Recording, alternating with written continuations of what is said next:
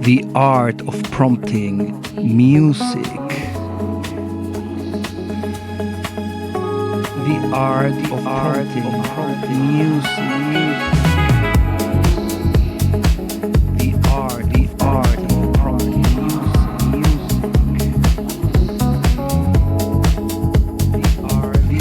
Hello, everybody, and welcome back to The Art of Prompting Music. This is a podcast where we're curious about how to make music with AI. Today, I would like to start talking about taste, about your own taste, about your own musical taste, and how that might be the best tool that you have in order to make your work distinguishable while making music with the platform Suno. Let's face it, Suno in a way is limitless. You can create as many songs as you want in a very short period of time. And you can put any lyrics you want. It's really a lot that you can do. But in another way, it's also limited in order to work with musical parameters. It's hard, for instance, to ask for a song in a certain time signature with a certain rhythm.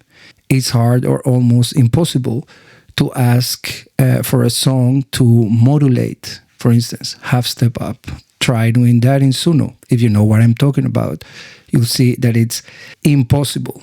And all those things, all those musical choices in sound, choices in notes, choices in harmonies, is what makes the work of different artists, of different musicians, distinguishable. A musician is constantly making choices. They will choose what notes to play. They will choose what notes not to play. They will choose how hard or how soft they play a note. They will choose the type of intention or emotion that they want to put in that note. All those choices while working with Suno are gone. All that work will be made by Suno. And at the end, all the songs that come out of Suno can be recognizable as Suno songs. Suno has its own style, its own sound, because it's somehow the platform or an algorithm who's making those choices. So as an artist, what is your tool in order to make your work distinguishable?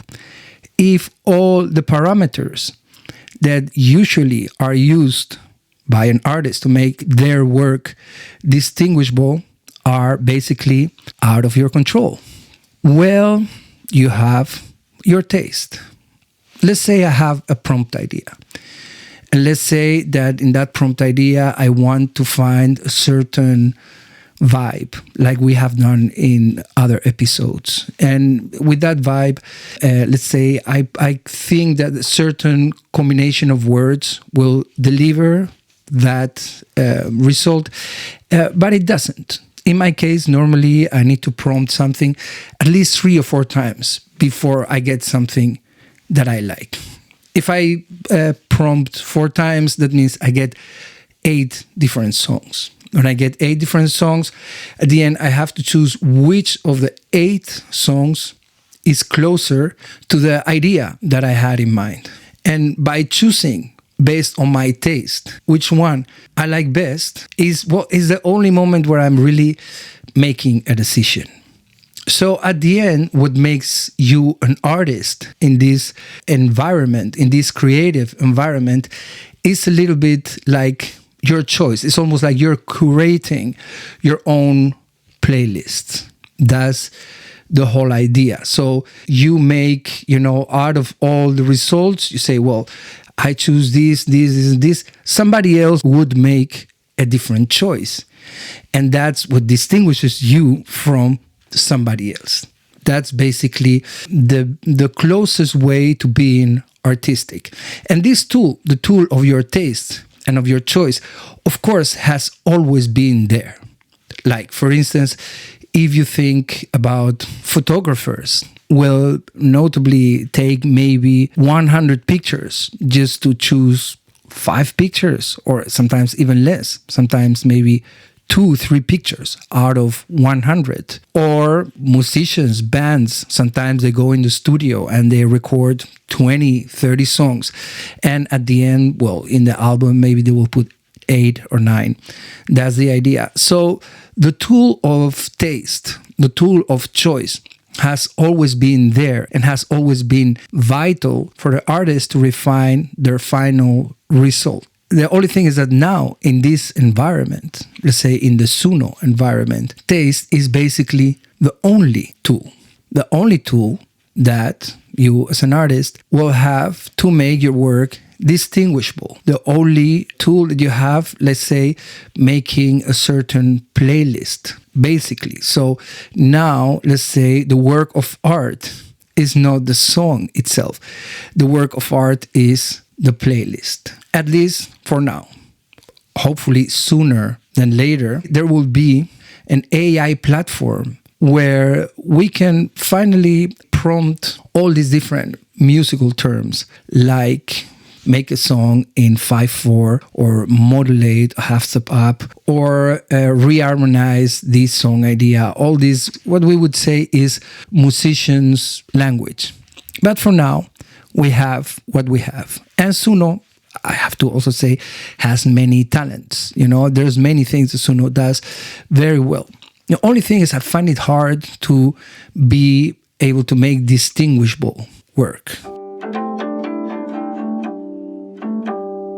Today, I have decided that I'm going to be prompting Spanish poems. How about that? The idea came from last week's episode, where in the last prompt, I was prompting James Joyce, and it was a beautiful result. So I also thought, and I have tried to use the poem itself as a prompt to put, let's say, the lyrics not in the lyric box, but in the prompting box. And today, one of the prompts, the first prompt that I'm going to play right now, it has a little bit that process. So you can have the poem as lyrics and as the prompt. Also, the idea, and this, is so far my experience with AI at all levels, and this goes beyond Suno. This goes also to ChatGPT or to any other AI device. The best results are hybrid. They have part of human and part of AI. And this is the case with our first prompt, with our 3 prompts today. The idea is that I chose this beautiful Spanish poem to start with by Antonio Machado. For you, those of you who know, is this beautiful poem. It starts like en el corazón tenía la espina de una pasión. Logré arrancármela un día y ya no siento el corazón. It's very beautiful, very beautiful. For those of you who speak Spanish and don't know this, please go read this. And for those of you who don't speak Spanish, well, translated to English, this would be something like, in my heart I carried the thorn of a passion. One day I managed to pull it out, and now I can no longer feel my heart. Something like that. Very beautiful. So in this case, the poem is the lyrics and the prompt. So let's say in some kind of magical ways, the poem is generating its own music. And let's listen to it.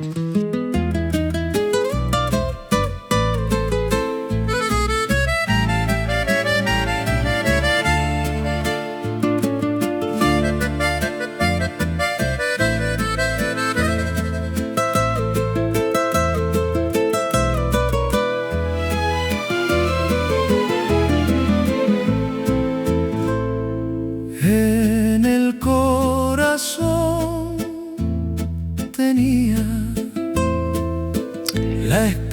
is not very easy to make a song out of a poem. And I have to say that I had to prompt this like 6 different times because of the phrasing. You still need to tell the story. Words rhyming is not enough. And from all those different prompts, this was the one that was telling best the story. So for instance, the color of the voice, I liked it better in another prompt. But at the end, the story is the core of a piece like this. So there it comes. It will go to the playlist. Of course it will go to the playlist, and you might all listen to it. Yeah, of course.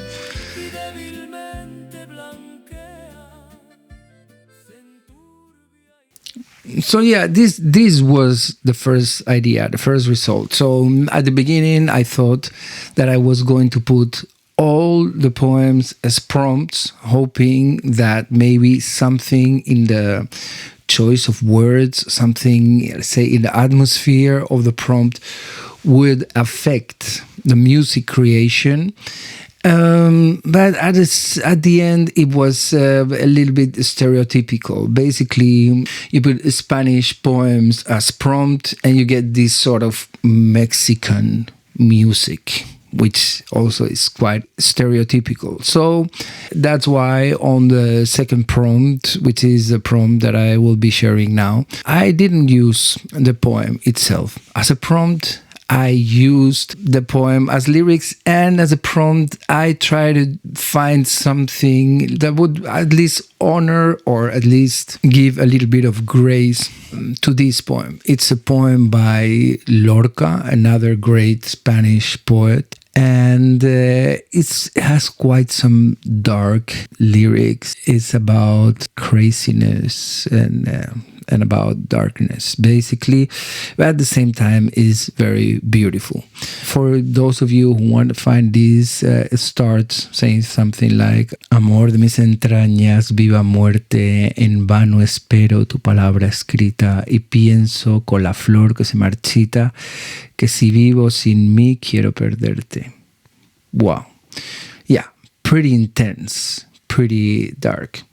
And I thought that these beautiful worlds would be matched by this musical prompt, which is dark neo-soul, Granada murmur of a stream, palmas flamencas, silky female soulful voice.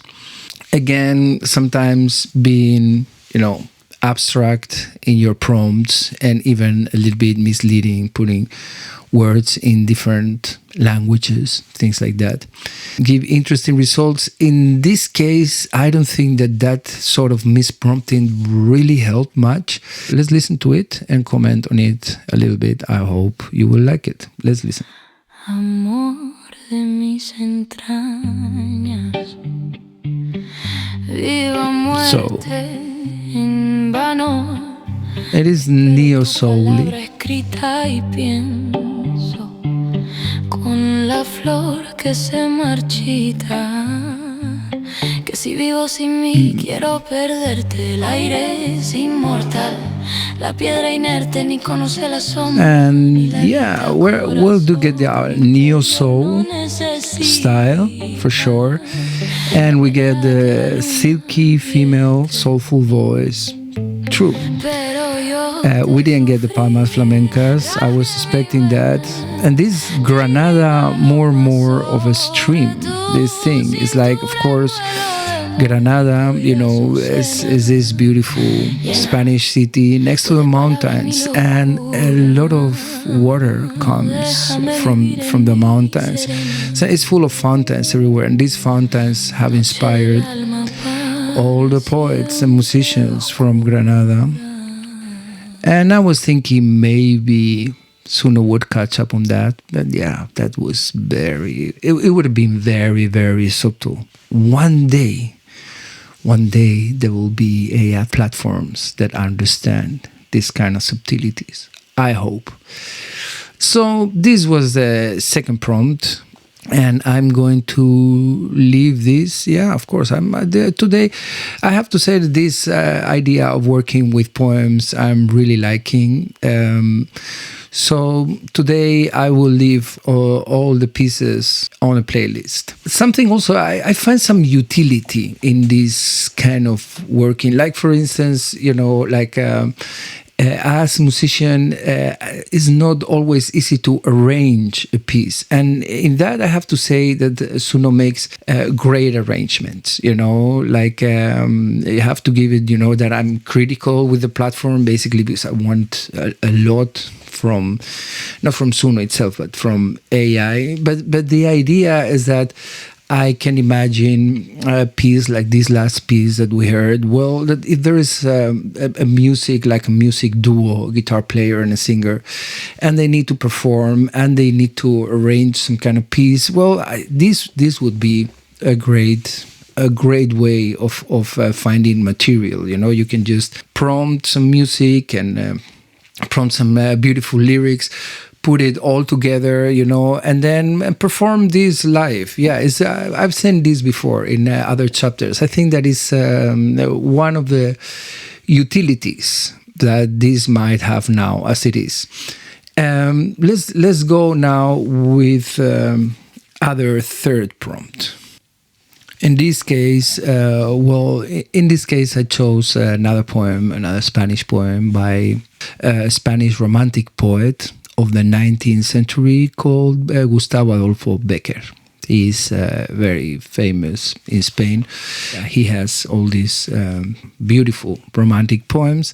And I have to say that this poetry, it was a little bit longer. So I decided to make a rap. The lyrics are beautiful, of course. The lyrics are making like beautiful metaphors about two souls that find each other. That's the idea. And as it was a bit longer, I made a rap out of it. Well, Suno made a rap out of it. I just put the words. The musical prompt in here: abstract, hip hop, modern jazz, avant-garde. Just that, Sometimes, as I say, it's better Suno to not tell many things. So yeah, let's hear what Suno made out of this beautiful Spanish poem with that musical prompt. What I was aiming for, it was a little bit like, Kendrick Lamar has made a great fusion of hip hop and jazz, something like that. And well, what we got is what we got, and it's all right. It's all right. I like it. It will go to a playlist as well. But let's just hear it. Okay, here it goes. Becquer, rap, Suno, all put together. It's a beautiful salad. Let's hear it. Dos rojas lenguas de fuego que a un mismo tronco enlazadas se aproximan y al besarse forman una sola llama. There you go. Dos notas que de lauda un tiempo la mano arranca y en el espacio se encuentran y armoniosas se abrazan. Dos olas que vienen juntas a morir sobre una playa y que al romperse coronan con un penacho de plata. Dos jirones de it has a jazzy thing. Beautiful words, of course. Forman una nube blanca, dos ideas que al par brotan, dos besos que a un tiempo estallan, dos ecos que se confunden. Esos son nuestras dos almas. It even has like an interesting accent in the voice. Words are amazing, of course. And again, I would urge someone to do this live, It would be beautiful. So there you go. This is our third prompt of the day.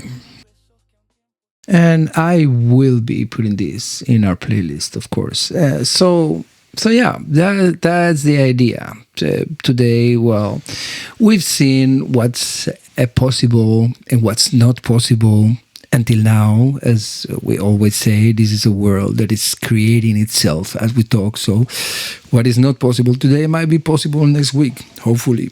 And in the meantime, well, we try to find ways of make this worth our time. That's the idea. If you're going to decide that you're going to spend time listening to music, well, whatever music you're listening to has to honor that. That is the biggest compromise as a musician, is a respect for other people's time, because people spend time listening to these things. So that would be my final thought. Please like this video. Please subscribe to this channel. Please drop in the comments all your prompt ideas, anything that you think would be relevant for this quest of trying to make the best possible music with AI. And please check that playlist. I hope that after today's episode is quite clear why there's relevance to this playlist or to the playlist that you might create. Please go check those playlists, become part of this community, and thank you very much. There will be more of these, so stay tuned, and I'll be talking to you soon. Bye-bye.